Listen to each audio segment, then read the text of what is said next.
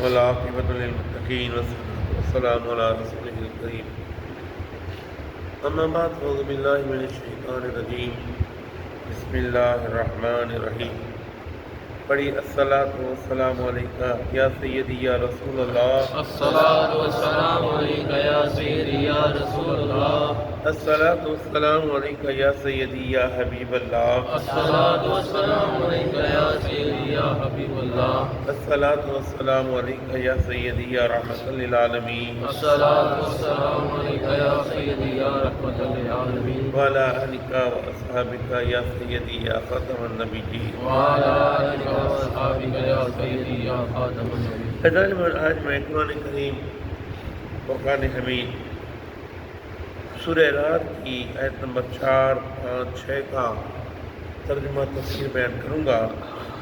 اللہ اللہ تعالیٰ نزید کو صحیح بیان کرنے کی، حق بیان کرنے کی توفیق عطا فرمائے، مجھے اور آپ کو سن کر قائم و دائم رہنے کی توفیق عطا فرمائے۔ اللہ تعالیٰ قرآن کریم میں ارشاد فرماتا ہے وَفِي الْأَرْضِ، زمین میں قطع ٹکڑے ہیں متجاورات، قریب قریب، وجنات، باغات ہیں، من اعناب، انگوروں کے، وزر، کھیتیاں ہیں، ونخیل، کھجوریں ہیں، سنوان، کچھ ایک تنے والی، وغیر سنوان، کچھ الگ الگ تنے والی، یسقا بماء واحد، پانی سب کو ایک جیسا دیا جاتا ہے، وَنُفَضِّلُ بَعْضَهَا عَلَى بَعْضٍ فِي الْأُكُلِ، ہم فضیلت دیتے ہیں بعض کو بعض پر ذائقے سے، إِنَّ فِي ذَلِكَ، بے شک یہ لَآيَاتٍ لِقَوْمٍ يَعْقِلُونَ، نشانی ہے عقل والوں کے لیے۔ اس آیت میں رب ارشاد فرما رہا ہے کہ زمین کے ٹکڑے ہیں، ایک زمین زرخیز ہے، ایک زمین شوریلی ہے، دونوں کو میٹھا پانی لگ رہا ہے، لیکن ہوتا یہ ہے کہ جو صحیح زمین ہے، زرخیز زمین ہے، اس میں فصل لگتی ہے، جو شوریلی ہے پانی نمکین ہو جاتا ہے۔ زمین زمین ہے، پانی ایک جیسا ہے۔ اچھا، پھر رب فرما رہا ہے باغ میں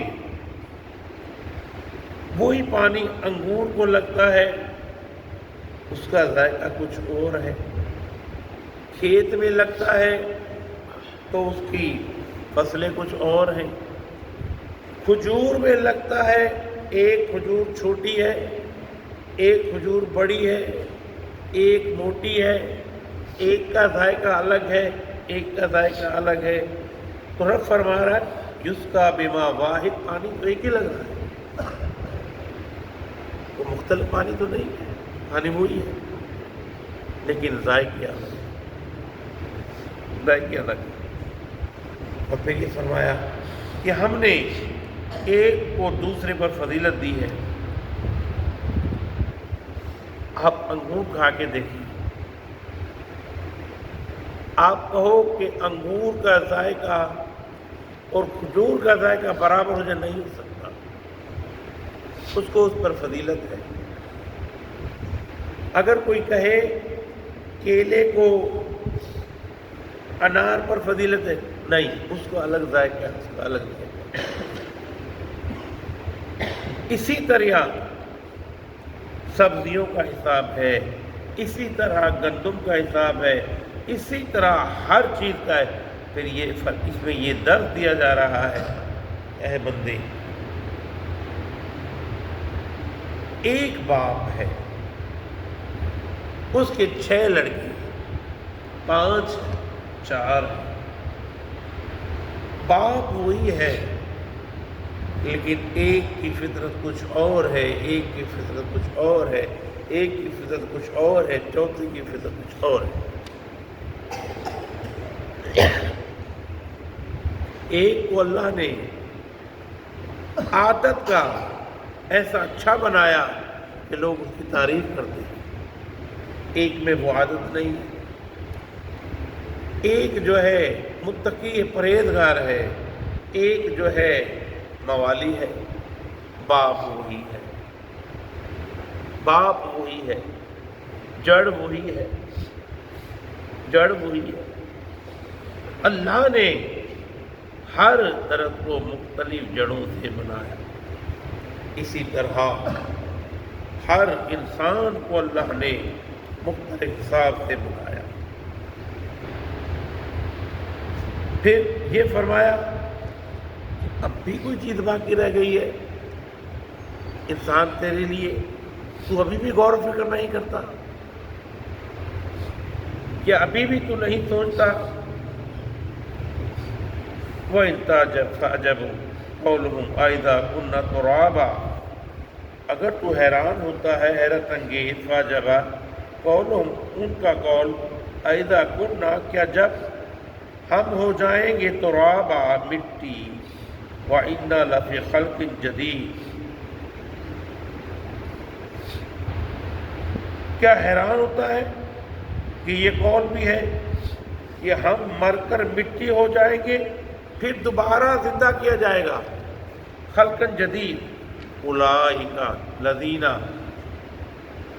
کفروا بربہم، اور وہی جنہوں نے انکار کیا قیامت کے دن کا، بربہم، تو اپنے پروردگار کا، واولئک الاغلال، انہی کے، فی اعناقہم، ان کے گلوں میں توق ہوں گے، واولئک اصحاب النار، یہی لوگ جہنمی ہیں، ہم فیہا خالدون، اس میں ہمیشہ رہیں گے۔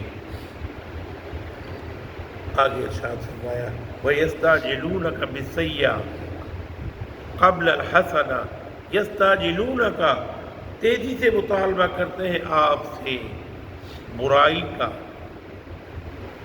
عذاب کا، کب؟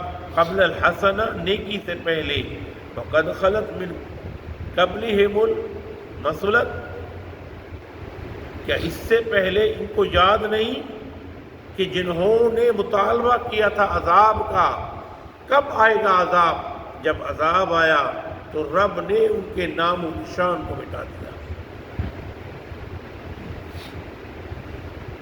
صالح علیہ السلام کی قوم نے رب کا مطالبہ کیا تو کیا بنا؟ ہود علیہ السلام کی قوم نے عذاب کا مطالبہ کیا تو کیا بنا؟ لوط علیہ السلام کی قوم نے عذاب کا مطالبہ کیا تو کیا بنا؟ رب فرما رہا ہے حبیب، کیا ان کو نظر نہیں آتا کہ پچھلی قوموں کے ساتھ کیا ہوا تھا جنہوں نے عذاب کا کہا تھا؟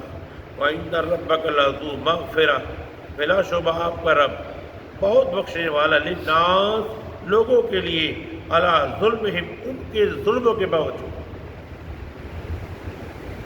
کہتے ہیں تو اپنے باپ کے سامنے ایک گناہ کر دے تو باپ تجھے مارنا شروع ہو جائے گا، ماں کے سامنے کر دے ماں مارنا شروع ہو جائے گی، لیکن رب ایسا، رب فرماتا ہے تو میرے سامنے کتنے گناہ کرتا ہے لیکن پھر بھی میں تجھے بخش دیتا ہوں،